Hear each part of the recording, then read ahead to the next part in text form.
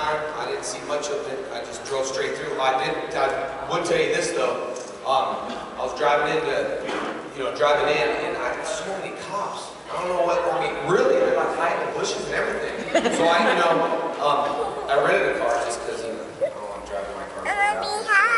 In case I could. But anyway, I was driving and there's so many cops and I was telling Robbie, I was like, man, I've never had a ticket for about 8 years. And I was saying that, when you say something, you always end up getting something. And so I was driving slow, there was cops pulling up and then this car, I looked the car in, and the cop right behind me the whole time. They just sit there. I think they play with you a little bit. You know what I mean? Like they just sit there, and it kind of makes you nervous, even if you don't do anything. That's why a lot of people run. They're like, "What you run for?" Like, "Oh, I'm just scared." So I was like driving, and I kept driving. I didn't want to look suspicious, like So it was one of those corner of my eye things, like, "Oh man," and then just hit the lights and pulled me over. And I was like, I got pulled over. I said, "Oh man, I'm kind of late. I'm going to New Orleans for what?" I said, "Oh, I got an appearance." "Oh yeah, man, you're that Power Ranger dude." Yeah. Then I started thinking, yeah. He's like, "Well, what you want?" "Oh, yeah, cool. Well, let me just check your license real quick and make sure you're all good to go and stuff like that." And I think he moved back and like, "Yo, man, I just pulled over Tommy, man." And came out of his car, had his license. He's like, "Yo, man, you have a good day," and all that stuff. So I was like, man, about time Power Ranger pays off. Yeah, so I didn't get a ticket, so that's why I was a little delayed, too, about 15 minutes away. But anyway, thank you guys for coming. I know you guys will have an awesome time. I'm looking forward to it tomorrow. Usually Fridays are a little bit smaller, right, for cons, so Saturday comes and Sunday and all that stuff. Cool. So I know I have a Q&A tomorrow, autograph signing after this, right, and then some other stuff. But anyway, maybe we'll start with some questions and answers. Now that I'm out of the car, if anybody has any questions and answers, like, hey, look, we have pink hair, same name, see? So it's for the Pink Ranger. Everybody on Facebook like, man, what's wrong with you? I'm like, I don't know. What's wrong with you? You're on my name page. Anyway, do you guys have any questions or anything that you want to ask or anything like that? Martial arts, Power Rangers, anything like that? We'll go one. For someone who did like a little bit of martial arts when I was like a kid, but I really, now that I'm an adult, I feel like I'm actually dedicated to something, be responsible for martial arts. What would be a good way to get back in martial arts? Just like maybe a particular art or a particular school or something? Yeah. What I say about martial arts is I just opened a new school in Pearland, and you go on my Facebook, I have this whole memorabilia showcase with everyone. It's really cool. But anyway, I always tell people when they get involved in martial arts, make sure it doesn't matter. I don't think it matters what style, what school. It's just I believe it's the messenger. Your instructor.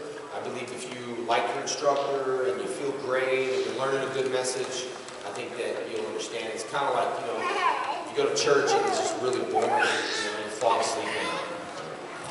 Because the guy's like, oh, you're reading, or you go to another one, it's like, all right, you get you pumped up, and you understand the message. So I would just say, feel it out a little bit, go around, check different schools out, watch a couple classes. Some schools now are straight into basics. So when you walk in, they'll give you that, what's up, man, you fight? Or, well, I'm just looking at you, come to my fight class, that whole thing. And I always say, just research the credentials. Come on, it's not that bad. He thought he was going to see a different color ranger. He thought it was Power Ranger Samurai or something, man. Come on. So anyway, I would just, check it out and just get back into it. Anything, you guys have dedication. I'll be honest, man, working out stinks sometimes, I do it for a living, and I have a new school in Pearland, and I'm training a whole new staff, so I'm the one, teaching all these classes. And I like to teach adults hardcore, and honestly, I like teaching little 2-year-olds because, if you can teach a 2-year-old, you can teach anybody, and I'm always like, hey, come on, buddy, and do this, and so the parents are like, hey, listen. All of a sudden, by the end of the lesson, I'm like, ready to block, I'm like, yeah, ready to kick, yeah, hands up, ready to go, yeah, I promise not to misuse karate, and then the parents are like, whoa, I teach the adults, and I'm always like, all right, guys, let's go, get up, stand up, hands up, punch. And so my adults never see me teach kids, so sometimes the adults come all hardcore and towel. So and they'll see me teach, and then they're like, man, I didn't know you teach little kids, because they don't see me like that. I'm usually mean to the adults sometimes. discipline. And so I'm like, come on, buddy, shake it out, come on, buddy, shake it out. Everyone's just like, you got into class tonight? Yeah, don't worry, man, just go in there and start hitting bags, you know? So, yeah, I was just checking out school and all that stuff. So.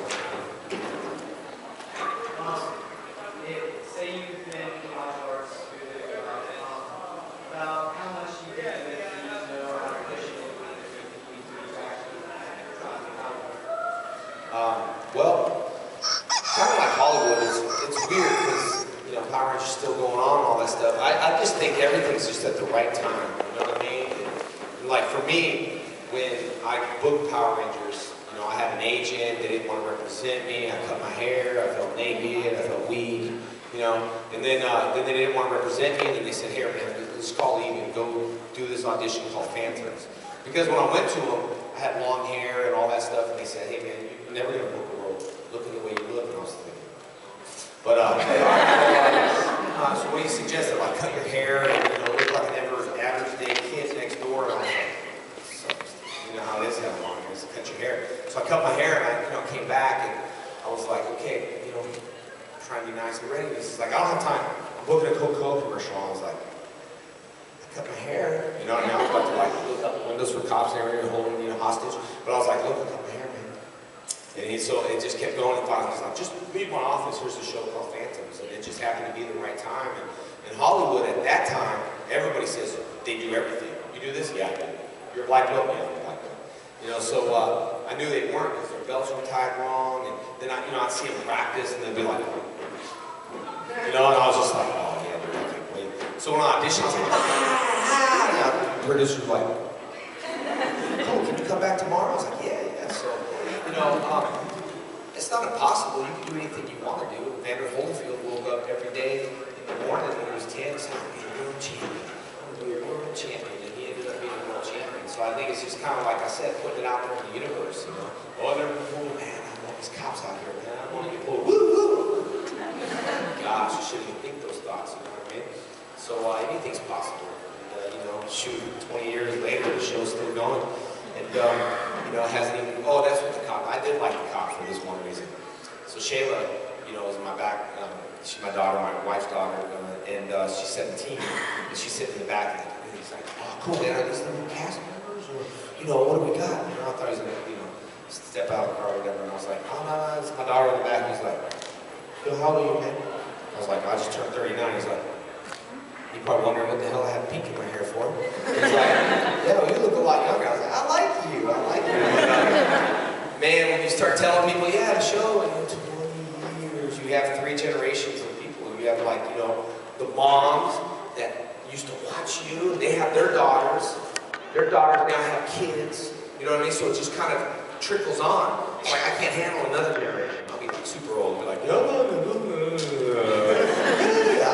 so that's pretty weird, you know, these dinosaurs and all that. I do say, you know, I've been, people have been asking about Power Rangers. I know my agent's been talking to Savon and all that stuff, and, you know, the show looks all right. I mean, I don't want my daughter watching any episode besides mine, but, you know, it doesn't look too bad. You know? I don't feel, I guess, morphing into other Rangers. It kind of feels weird, you know, I feel violated when it's not me. You know, someone becomes me, it's like being Googled. It feels weird, right?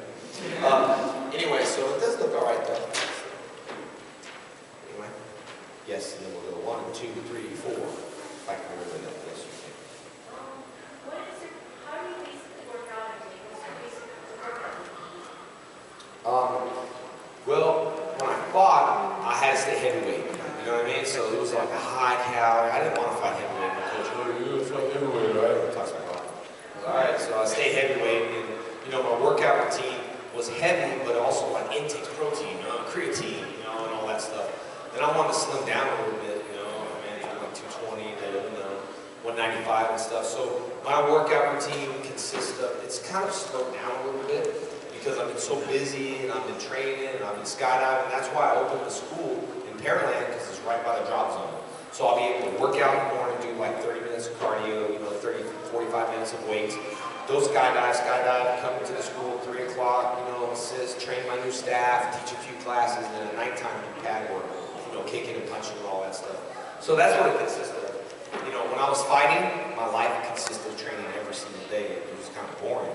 I had like, honestly like 5 fights in like 8 months. And if you know, one fight should take 8 weeks to recover. And then enjoy a little family time for it. And then another 8 weeks. I just jammed in 5 fights or something like within like 7, 8 months. So constantly no injuries, you get an injury in the jaw, you're fighting the next day. So it's just training.